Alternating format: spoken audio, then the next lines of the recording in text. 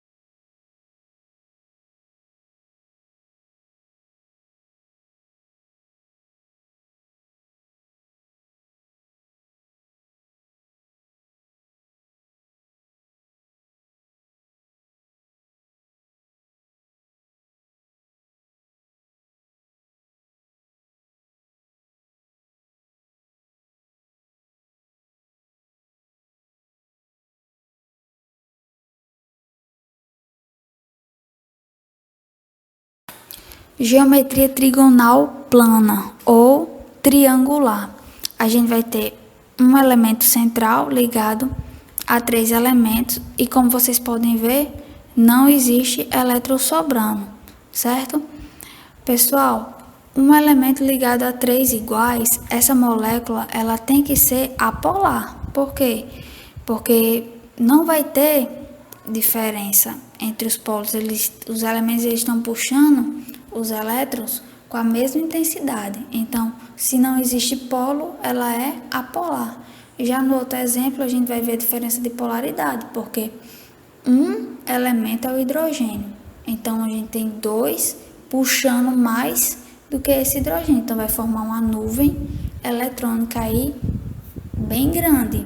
Então, se existe o polo, a molécula é do que tipo? Polar. Só para fixar, se vocês... Eu sei que vocês já estudaram isso, né? Mas para aqueles que não lembram, só existe geometria para moléculas do tipo covalente. Vocês não vão ver para moléculas do tipo iônica, certo? Então, qual é a regra para as ligações covalentes? Os elementos eles precisam seguir a regra do octeto, mas alguns fogem à regra do octeto, que é no caso aí do boro, ele é da família 3A, então ele vai compartilhar 3 ligações, então o máximo de elétrons que ele pode ficar é com 6, certo? Não está errado a geometria, certo? Ele vai se tornar estável com essas 3 ligações, ok? Agora a geometria piramidal. Como a gente pode ver, vai ser um elemento central ligado a 3 elementos com os elétrons sobrando, certo? Um parzinho de elétrons sobrando. O que acontece? Esse parzinho de elétron, ele empurra as moléculas para baixo. Não tem como essa estrutura ficar em formato de T, certo? Por que não fica em formato de T? Porque esse par de elétrons empurra os elementos para baixo, por isso que vai formar uma pirâmide, certo? E como eu falei também anteriormente, se tem par de elétrons sobrando é porque existe um polo, então essas moléculas são do tipo polar. Vamos seguindo. E por fim temos a geometria tetraédrica, onde a gente vai ter um elemento central com 4 ligantes, onde vai ter um para cima e a base vai ser como se fosse um piramidal, certo? Então isso aí vai formar a geometria tetraédrica. Todos os ângulos vão ser iguais, isso é muito importante, certo? Essa molécula está bem distribuída e dependendo de qual o ligante ela vai estar, se tiver um ligante diferente, então já passa, se todos os ligantes são iguais, ela é apolar. Se existe pelo menos um diferente, a molécula já passa a ser polar. Então fica aí na descrição do vídeo o exercício do livro de vocês e uma lista extra com alguns exercícios, tá? Bons estudos e qualquer coisa, estamos aí, né? Para tirar as dúvidas. Bons estudos.